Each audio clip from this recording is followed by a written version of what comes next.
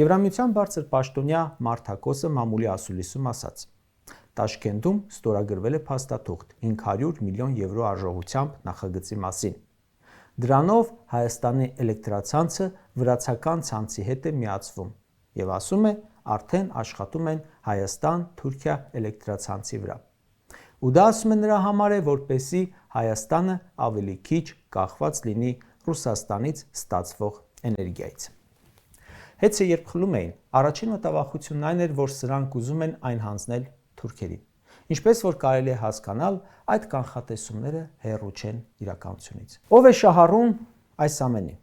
Եթե հայ ժողովուրդն է շահառուն, ապա հոսանքի գինը էժանանալու է։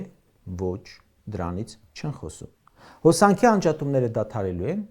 դրանից էլ չեն խոսում։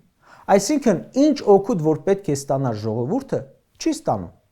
Մյուս մասը ազդեցություն բան քաղաքական խաղեր են, որոնք կապ չունեն քաղաքացու հետ։ Հայաստանը գցում են վարկի տակ, որ Ռուսաստանից էներգետիկ կախվածությունը թուլանա ու կախվածության մեջ ընկնի թուրքերից։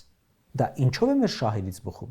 Ընդ որում շեշտում են կախվածությունը թուլացնել արտաքին դերակատարներից, այսինքն, որ Թուրքիայից կախված լինի արտաքին դերակատար չէ, միայն Ռուսաստանն է արտաքին դերակատար ըստ Եվրամիության։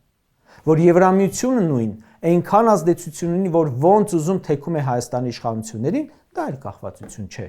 ոչ էլ ազդեցություն։ Ասեմ, որ Ռուսաստանի ազդեցությունը գնի վրա բացասական իմաստով կապ չունի, ոչ հոսանքի, ոչ գազի։ Շատ էժան գազ ենք ստանում։ Այ Եվրոպայում թանկ է, Ուկրաինայում թանկ է, Հայաստանում թանկ չէ։